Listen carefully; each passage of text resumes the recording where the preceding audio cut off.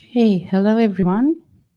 Welcome to our conversation about the films in Mirroring Selves, the first program at Mimis's Documentary Festival 2024.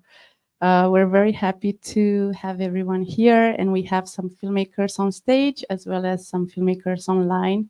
We are joined by Carlene Mauer, Things We Swallow, by Zazie Ray, Trepidat. I might have mistaken your name. Sorry about that. For the Instability of Clouds, the last film you just watched, and Jake below for Ode to Happiness. And we have Sue and Em and Lily for Against Horizons, and then Earth to KB and The Spectacle of Her Appetite.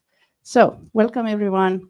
I will begin by just having you briefly introduce yourself and your film, but also letting us know what was your the inception point for making this film, your motivation, and what the entire process did to you eventually. If you can go a bit into, breaking down the process and also what motivated you to make this film.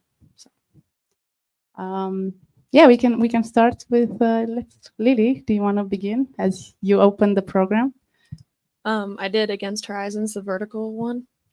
I guess I started with my mom's journals, kind of reading from my mom's journals and thinking about she did this road trip to the West Coast when she was my age. And I wanted to just think about her trying to like see her memories through her archive, her journal archive, and imagine what it was like for her to drive to the West and understand that like impulse for her to go to the West Coast as like a circumstance that I came out of. And so me and my twin sister, the two channels, I imagined us we did actually read together. And kind of this was an exploration of going through her memory through that archive. Hello, my name is M. Shapiro. I directed the film Earth to KB, featuring poet, artist, writer KB Brookins. We're both based in Austin, Texas, and that's where we made the film. So this film started just with the impulse of wanting to explore artistic process from a Texas trans artist, and I decided to cast KB. And they agreed to it. And we, over time, built a relationship where we would film and not film and get to know their process as a writer, but also the more intimate moments and relationships of their life that create this fullness that just contributes the expansiveness of the worlds within their poems and the sort of real world. So it was a fun process to explore these in the life moments, but coupled with these very sort of staged performative aspects of their art that just create this portrait of them.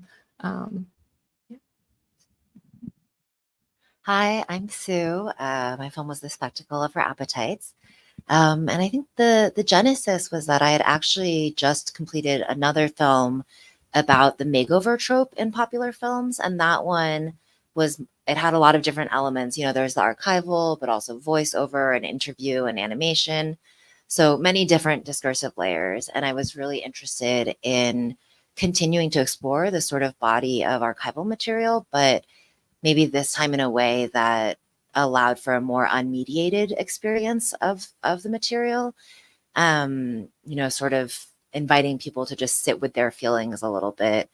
Because I think there's, it's one thing to, in your head, be able to say, intellectually, I can understand what these films are doing, sort of what sort of messages they can be spreading about, the way to be. But I think it's another thing to sort of find it and feel it in your body. And so that was sort of the genesis of this one. Thank you. Carlene? Yeah, thank you. So I made the We film. can't hear you. Oh, can you hear me now? Just wait a second.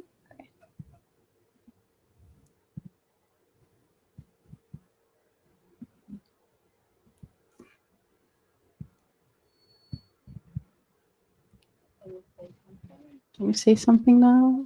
Oh, yeah. Can you hear me? Should I keep talking?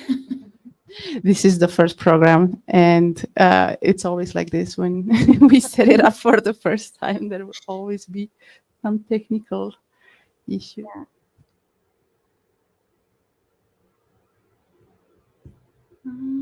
Try now. Yeah, can you hear me? Yes. Awesome. Great. I'm Carlene Maurer. I directed the film Things We Swallow. And sorry, kind of where the genesis. Okay, there's an echo. Are you all getting an echo or no? I just want to make sure. We're good now. Okay, great. So the genesis for that film came from sort of thinking about this idea of composure and like holding your composure, not holding your composure. At the same time, I was thinking about ways to represent or think through gender fluidity and sort of through a personal lens. So the film kind of centers around this really terrible joke that I actually heard. It's much longer. I cut it down a lot, I heard it being told to a group of women who I felt were very kind of trapped in that moment to listen to this very long joke where they were kind of the butt of it. So I kind of like built the film around this like experience of watching that and thinking about times in which we're asked to hold our composure or why, whether it's high stakes or low stakes. And so that kind of created the film for me. Thank you. Jake? You are. Can you hear me? Yes. Okay. I apologize for the audio visual experience. I'm in the only place I could call from is a restaurant in remote Serbia. So there's Serbian music and stuff in the background. Hopefully it's not too loud. Okay, so Genesis is very interesting. The most interesting thing for me still about it was really how it all happened. We were in a master's, which we're no longer in, but we were doing a master's, and we had, it was an assignment. We had to make this film, so we were doing research in many different directions, exploring lots of different things, and it somehow at some point it came to me because there was in Budapest where we were, there was a lot of karaoke bars, and we thought, okay, let's go to a karaoke bar and see if we can see what happens. So let's just go, because we were sort of running out of luck. And I thought maybe we'll meet someone who's afraid to do karaoke. I thought someone that was afraid to do karaoke in front of people would be something I could relate to and something that might be fun. And then we met this woman there who was this kind of had this confidence and was singing and loved it so much. And she was on a first date with this guy, and they were making out, and it was just this beautiful, messy thing. And I went up and talked to her, and she was just so excited that we were talking to her and that we were interested in making a film with her. And so then it became sort of not like anything we were expecting. We met this woman, and she was very excited, and so then we sort of followed. We just kind of started hanging out with her, so we followed her for a few days, and she sort of led us into her life, and we basically sort of mapped. We basically took these kinds of things from her life, things that were going on in her life, and things that she does, and we just sort of kind of embraced a more I suppose a more hybrid kind of approach, where we sort of came up with scenes, and we just started kind of shooting her life, or I suppose making a film around her life with her sort of acting in some sort of expression of something happening in her life. So it was this kind of very beautiful collaborative thing, and and I got to explore sort of this. I don't know, something more contemplative, something quieter, something formal things I was interested in terms of the camera and its distance, and let her sort of express this kind of the grief of this kind of obscure loss that she's experiencing, that it's not very clear what it is. And just kind of be in it. I don't know, I'm losing my train of thought a little bit, but it was a really, it was a very special way that it all came together. And that's what I sort of remember most about it. Thank you. Yeah, thank you. Zazie? Yeah. Can you guys hear me okay? Yeah. So my film, The Instability of Clouds, was well, I lived on that street, and actually the two women in the film, Nancy and Dan, they were my neighbors, and I didn't talk to them very much at all. And then the pandemic hit, and kind of the quiet life of the street, which not really that much was going on. It didn't seem like people interacted very much. It just started to spill over a little bit. Like, you know, I would see much more people around on the street with nothing to do or talking to each other. And there was a kind of sense of community a little bit more. And I got to know those two women much better. I would, you know, we would have wine nights. I would go running with Nancy, and it became a real friendship. And I wanted to make a film about it because I was spending so much time there. And there's all these interesting social dynamics happening, and just the area in general it feels a little bit strange just with the pandemic, and there's all these fires happening. For me, it was my first time being or spending any time really in California, so I was just kind of soaking in this new environment with these being led by these people that had been there for a very long time. And so that was the inception of the film, and they also had really interesting stories. And I think, well, definitely by the end of it, I felt much more like I had a place on the street a little bit. I mean, I don't live there anymore, which is kind of sad. I do miss it sometimes, but yeah, I have these lasting friendships, which were really important for me, and definitely went beyond the film. So yeah. Thank you. I have one more question before opening up to the audience. Please think of questions for this artist. Can we get this? Okay, I'll try to ignore it. So, you all have very distinct formal choices in your film, and I would like to address a little bit and discuss why these choices and what, I don't know, how did you reach them, the choices and what they did for you, and yeah, why did you feel like they aren't so the vertical screen, but also the sound that developed in this performance a lot. Yeah, you use a lot of things with sound, and it's very important to bring that forward and move what was there, of course. And yeah, Carlene and Zazie use film and you process it in a certain way, but also the editing. Yeah, it's very in the experimental realm, and I want you to talk about it, what it does to you. And for you, Jake, you collaborated with your protagonist in this docufiction, and yeah, if you can address your choices, formal choices. I don't know if people online can hear me.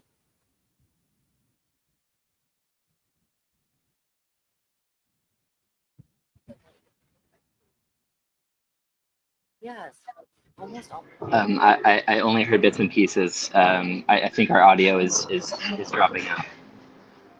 Okay, I will repeat once I get to you. Okay.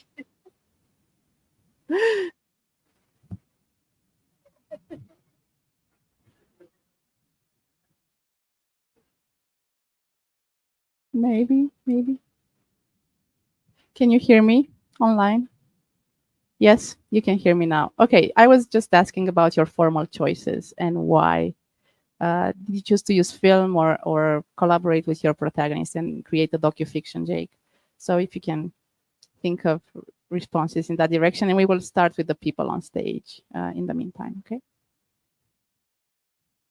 Yeah, so almost all the sound in my film is reconstructed. There's only, I think, 3 clips that have any sound from the original films. And I think for me, I was curious about this trope of like the sad woman in her PJs eating ice cream. It's like relatable and it's funny, but then also when you see them all together, it's sort of ridiculous, and then also, at least for me, like it gets into disturbing territory also.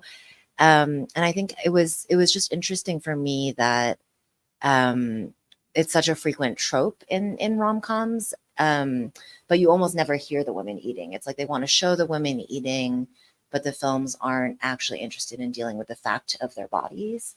And so I was interested in like, what if we draw this to the forefront? It feels like a throwaway narrative scene, right? It's like an introduction to a sequence, but what are these moments actually doing? And so I wanted to like draw that to the forefront. So yeah.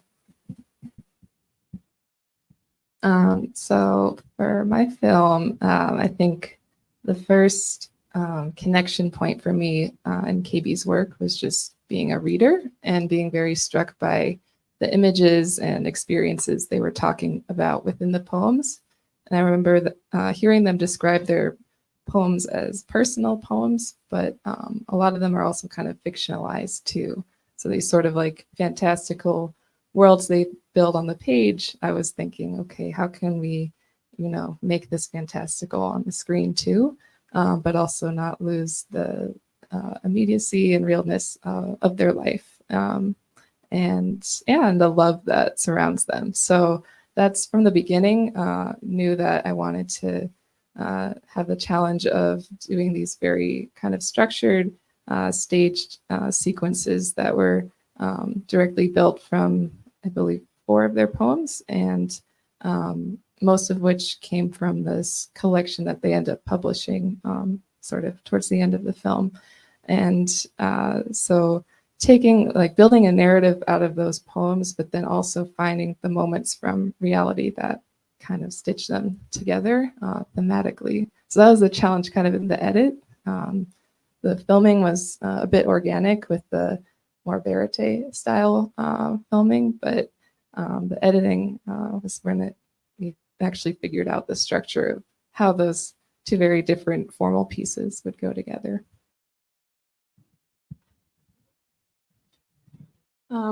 I was thinking a lot about when I was thinking about my mom's road trip to the West.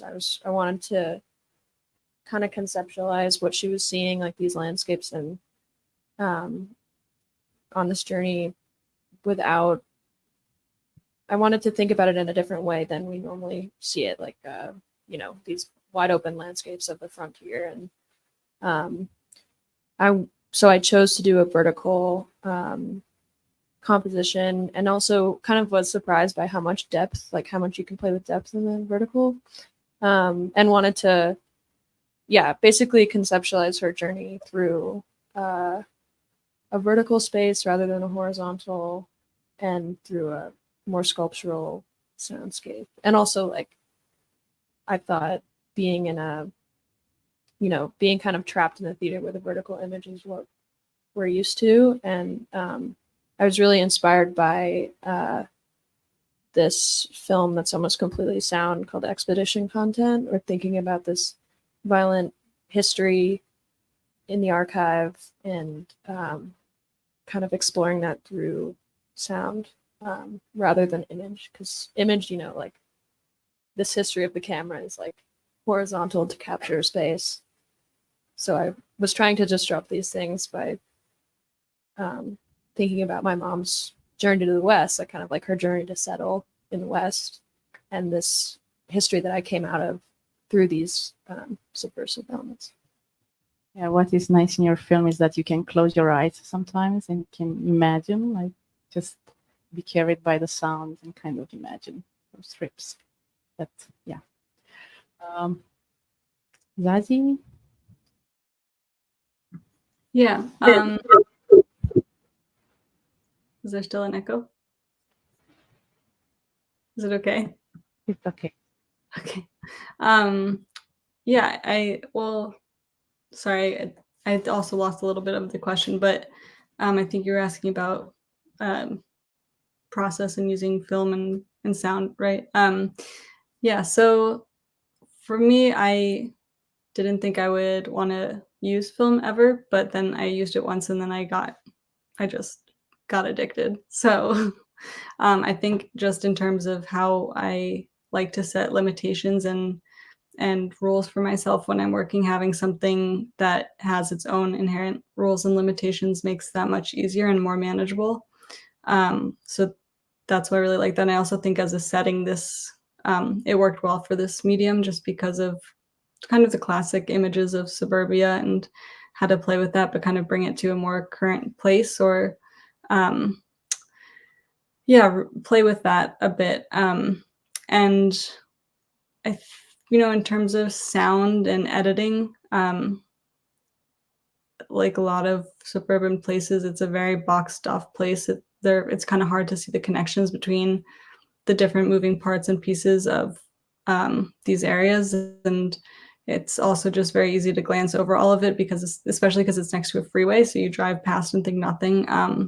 So in terms of composition, I was thinking about how to zoom into that and kind of draw out the invisible parts or find ways to connect visually and sonically connect certain ideas and I think for sounds, I was definitely going for what are the undertones that I'm imagining here, or like the electricity. There are like electric towers all over there. There's always construction happening. It's just kind of finding these little ecosystems and pulling them together. Yeah.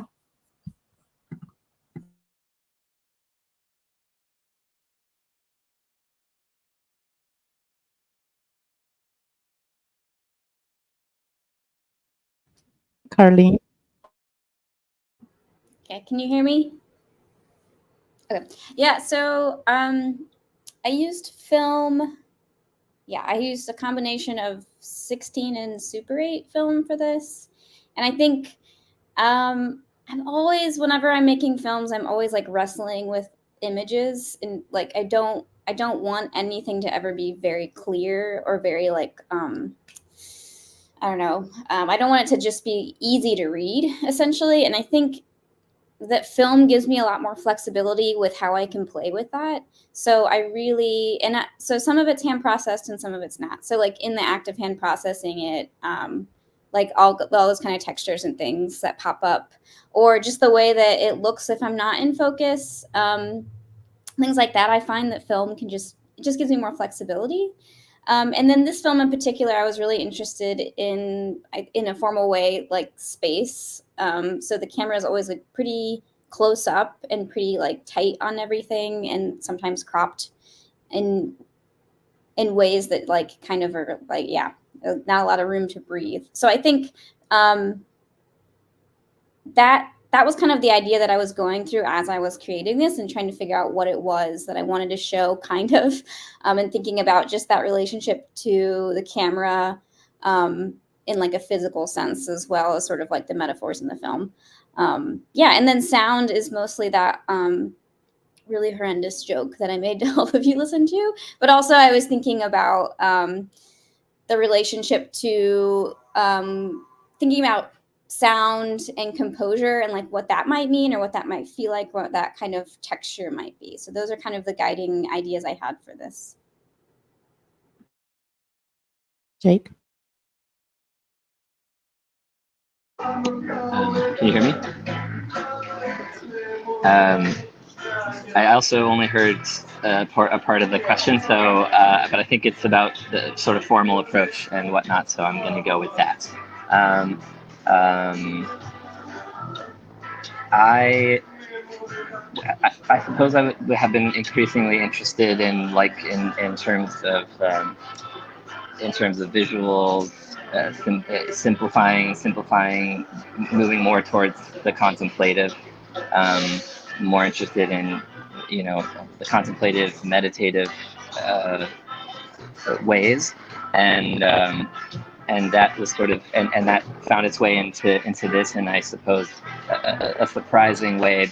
I knew I wanted to play things from a distance. At the beginning, there was this thing of, because we were dealing with grief, there was this aspect of sort of something watching. So we did sort of have a guiding principle of there's the camera has a presence, sort of watching her in the room with her. You know, oddly, something is there, something is with her. So there was this sort of you know, ephemeral guiding thing, but you know, that practically became this thing of having space and you know, keeping her, or, you know, staying at a distance, always kind of having things around, always restrictive, never getting too close, always a little bit hiding behind something. All these kinds of little things that were constantly informing, you know, where the camera went, which we again had to do, you know, quite fast. Also, yes, the simplicity. I'm getting lost. Oh, and also, what was really interesting was that was kind of there. That was there in a way, but what was really interesting was how much she surprised us. Like, she was so game to participate in this and play with us in this thing, that you could suddenly do things that I hadn't even really, like, I hadn't really thought about. Like, you know, we could just sort of we could kind of set up and she could just go, and she really filled these shots. I mean, I hope people feel that when they watch the film, but I just felt like it became so easy to just sit and to just do less, because she just filled it up. She filled up the space with her energy, and it was just really kind of amazing. And again, those are the things I remember. Yeah, and also that I didn't want to, you know, while embracing sort of, you know, more contemplative interests that I've been having, not losing. I mean, the fact that she's a music teacher, but also my interest in, like, musicality, and also not being afraid to be punchy, and to be punchy in the editing. You know, to really embrace, you know, hard cuts and really diegetic sounds, and yeah, not to lose the musicality and that kind of edge, but also something that was patient. All of these things, I think, were things that were happening at the time that I remember. Yeah. Thank you. Are there any questions? We have mics.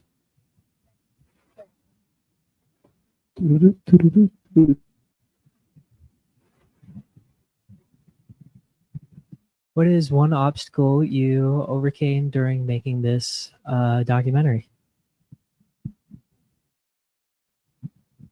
Question for everybody.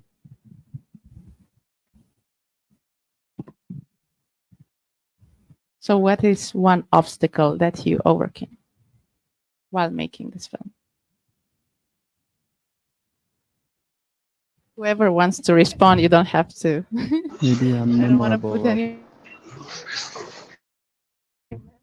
I can tell you an obstacle that I didn't overcome, which was doing karaoke. Still haven't overcame that fear. What's yours, Jake? We couldn't hear what you said. Oh, wait, you can't hear me? Now we can hear you. Can you repeat? You hear me? Oh, Yes. Repeat what I said? Yes. Oh, it's so lame now because it was such a bad joke. I said I can tell you an obstacle that I didn't overcome, and that is doing karaoke, which was the whole point of starting the whole thing. And I still terrified of doing karaoke, so I didn't overcome that obstacle. Yeah.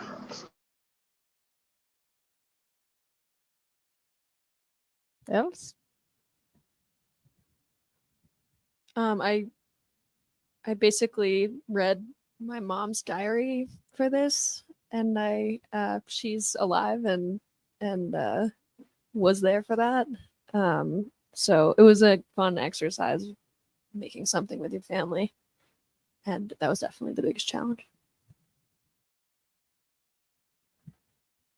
Okay. Any other questions?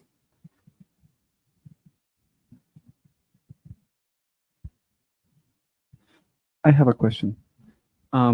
So in all of the films, there's like this element that we can potentially call performativity, whether it be like gestural components in the editings, like, you know, like using the found footage from, like, you know, like these these films, with the the eating of the ice cream or the or whatnot, and then uh, working with like your neighbors in a way that potentially, there's like a relationship being built that it potentially eventually builds into known facts that one can, like thread into a film or something like that. In I'm blanking out on the titles right now, just like you, because of seeing you all in front of me. Nonetheless, so like the question goes, it can be to anyone, but like as far as like this notion of performance, how do you see this being like part of the language of documentary in your particular practice? Do you even use the word documentary, let's say, to talk about cinema? And I'm somebody that tries to disengage the language of documentary, experimental, whatever it may be. And obviously in all these films, we see elements of these kind of labels or titles, but I wonder how these labels or titles operate within your practice, or is that something that is going through your mind as you're developing these works? Yeah, and it's an open question for anybody. Thank you.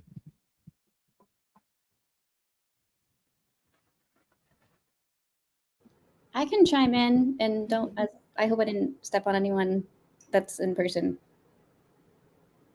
Okay. I love this question because I'm thinking about it all the time with my work, and I sort of am when I talk about my work, it's like blended nonfiction and fiction. It's just kind of the way that I put it in my brain.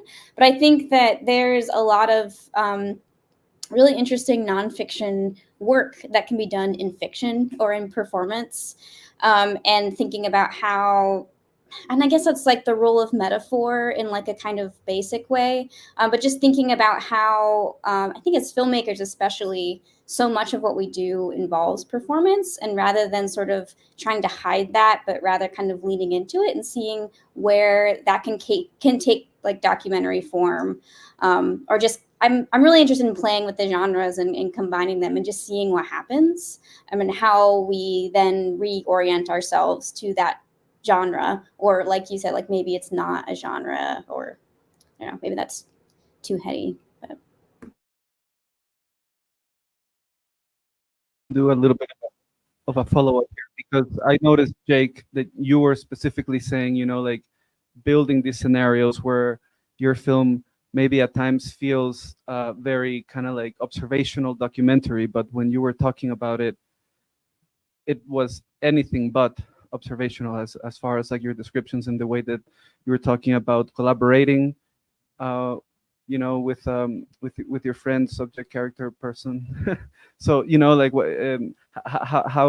how do you approach that component of it? Does it all manifest in the editing, or I mean, you were talking also about like approaches within and the playfulness of it all, but how does this play for you as far as like this notion of whatever, documentary, nonfiction, or how I mean, I think there was a talk this morning. I only saw a little bit of it, but I guess I'll share this, where like I've been thinking about this all day, which is this notion of documentary not necessarily as like a reflection on reality, but like as a world building sort of environment, and like as we talk about performance, and not performance as this otherness, but maybe performance as an entering into worlds, and these worlds manifesting within the object of cinema, right? So like I suppose my question is trying to address this, if it's not too intricate, maybe for too long. I don't know how much we time, but whatnot.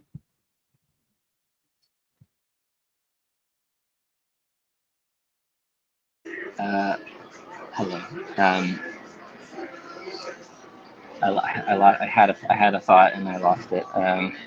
I think I'm dealing with this right now because I'm working on a project. I'm doing a project right now that's where I'm at. I'm shooting, and I'm at sort of in conflict a lot with the director, who comes from I suppose a very educational, observational background.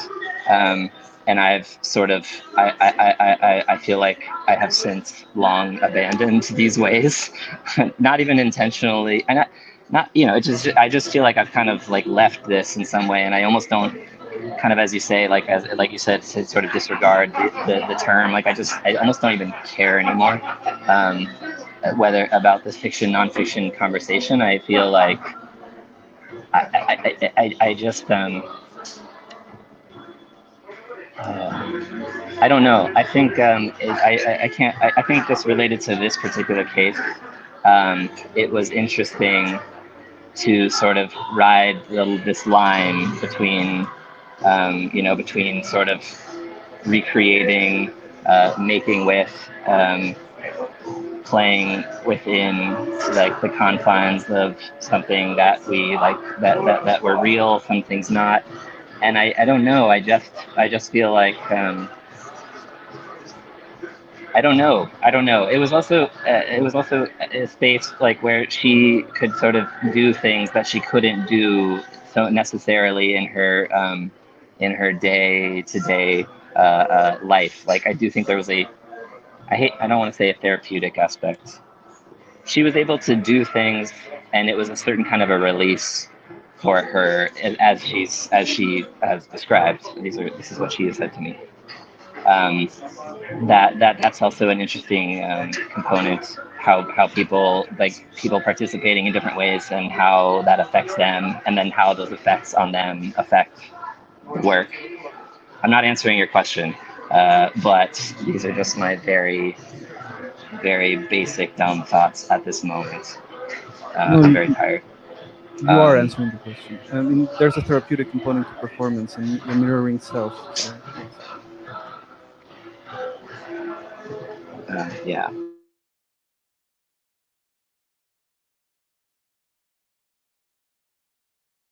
For that question, I think oh. I think actually related to the other question, I think mostly of these labels of documentary experimental as obstacles to be overcome. I think as someone who makes work that is often too experimental for mainstream documentary, but maybe not experimental enough for experimental spaces, and sort of navigating these buckets that I think can shape the kind of work that we're expected to make. But yeah, I mean, I think of my work mostly as just trying to unpeel back the layers of narrative, of world building, as you mentioned, and whether that's using documentary strategies or fiction strategies or artistic visual art strategies, whatever gets you there.